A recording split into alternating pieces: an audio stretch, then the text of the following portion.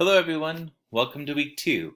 You've successfully done the work needed for week 1 week down and 7 weeks to go. Congratulations.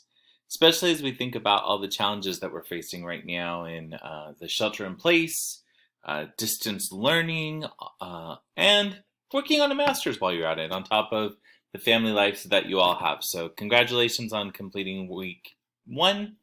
Now we're moving on to week 2. I hope to give you an overview of this week, as well as talk about the assignment again that's due this week and get a jump on the assignment that is due in week 3 as well. So let's look at week 2. Week 2 is about the roots of race. So we got the experience of looking in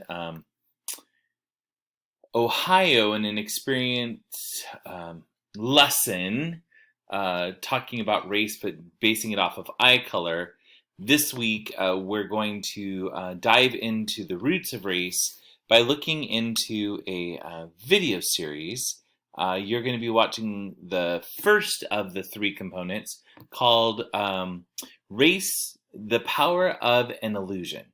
It was a PBS documentary that was done in 2003. Again, as I shared, 3 parts. This is part 1 that you're watching this week.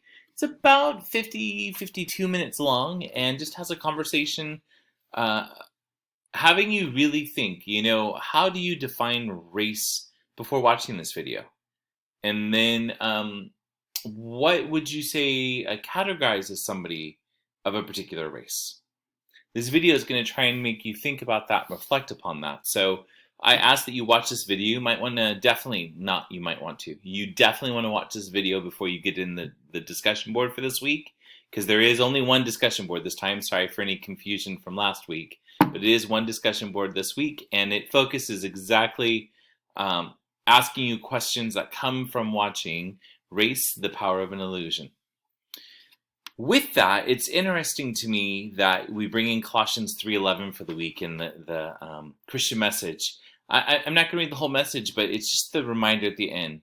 But Christ is all and in all. Christ is in everything that we are, everything that everyone is a part of. Christ is a part of it all.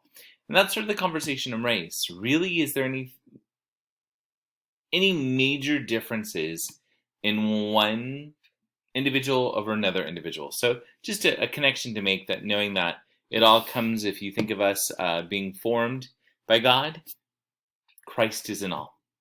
So with the week 2 discussion board, I'm just going to click on it so we can see it come up. And I'm sorry, it will most probably be another extra step for me just because I'm clicking from here.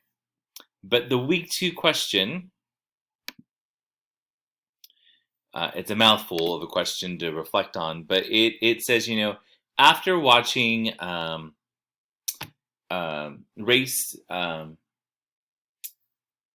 the Power of an Illusion, there's an anthropologist you're going to meet by the name of Alan Goodman that says, to understand why the idea of race is a biological myth requires a major paradigm shift. The question to you being posed is, do you agree? Did Race, the Power of an Illusion documentary part 1, the differences between us, present anything that shifted your thinking in a major way?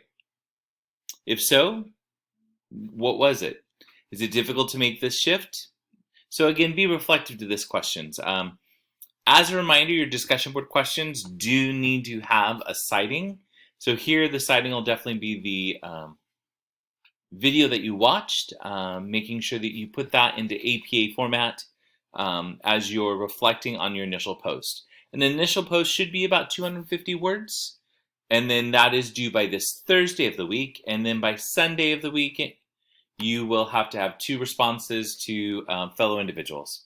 I just want to remind us, as we continue to have this discussion on race, we all are able to have an opinion, and in a professional and collegiate setting, we have the right to possibly disagree with others, but not to change the mindset or to have an argument with.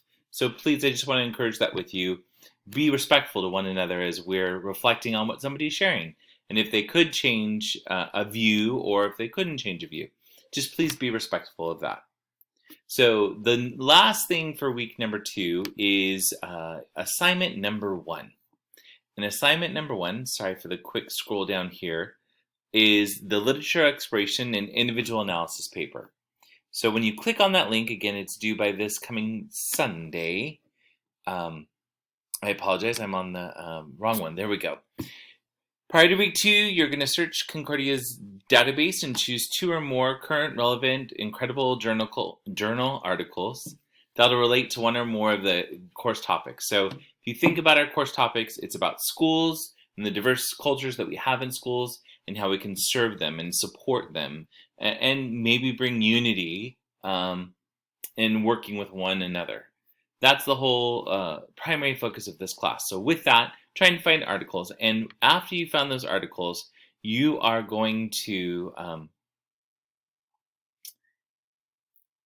be able to sort of analyze those articles, put those thoughts out that came from that, and then be reflective of what has come from reading those articles. And it is a connection to your capstone experience that you'll be experiencing in EDU 580. The research class, and then EDU 5605, the capstone project. This is just part of that research where you're going to have to paraphrase words that the author has stated, direct quote where direct quotes are needed. Those are those elements. I just want to remind you in a paraphrase, you can say Goldman states that many factors play in, and it might not be a direct statement, but it's that paraphrase. But the big identification of it is at the end that you're citing who you're taking that information from. So here the citing is going to be the article. That normally ends after that paraphrase where in parentheses, you're just putting the author's name and the publication date of the article itself. And then on the reference page, that's where you would list the APA citing of that particular article altogether, following APA format.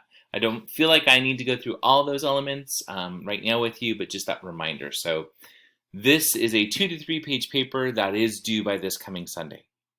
As we look ahead to the next week, assignment number 2 is going to be an assignment where you're going to look at a community correspondence. There are a lot of different organizations that your school or your districts work with to provide resources to families, families that might be in need. A lot of conversation about social emotional well-being, especially with distance learning. There might be resources that your district is sharing out quite often, or a partnership that's been made. So this assignment number 2, is suggesting that you reach out to your PR person for your district or your communications person for your district to find out about what partnerships they've made, and then you're going to try and create a community correspondence or a news press release stating about a resource that's available to the district or maybe for the school specific, how they can access that information, what it will provide to the families of the community. You'll read more of that in the descriptor here, but if you cannot connect with your PR, your communications director, again, think about your administrator, thinking about, or maybe you already know resources the school is using. One of the things that I can think of is the idea of an after-school learning group that I know our elementary schools in Tustin use is called LEAP. And so I would publish information about being able to access the LEAP resources for an after-school support in reading and building their writing skills as well. This press release is something that you can consider sharing on with your administrator if you want, or just keeping it for yourself to just turn in for this assignment. But this is assignment number 3. So it's looking at a community resource available for families and sharing that information out, why that resource is needed for the families, what they'll do for them, where they can find or meet them. That information all needs to be shared in this assignment number 2.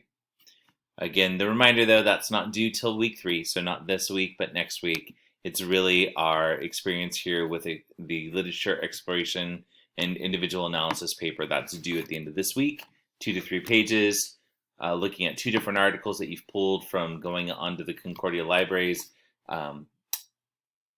EBSCO search engine, trying to find those articles and reading those articles, and giving your paraphrase of what those articles are about, summarizing, and then an analysis of why this is important for this class and how it reflects to the community. I'm going to give you a heads up. You might want to be able to look for information that can support you in your group assignment when you're making recommendations to your members about, hey, let's focus on a community outreach or a community education plan that we have.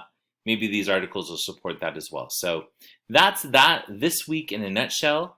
I hope that you do have a good week as you continue to, as I stated at the beginning, distance learning, managing the new normal. I know we're getting to the end of the school year. That means grades. It means closing out school years, and it's all quite different. So please know that I'm here to support you any way that I can, answer questions or anything that you might need. So please don't hesitate to email, text, call, and I will try and support you.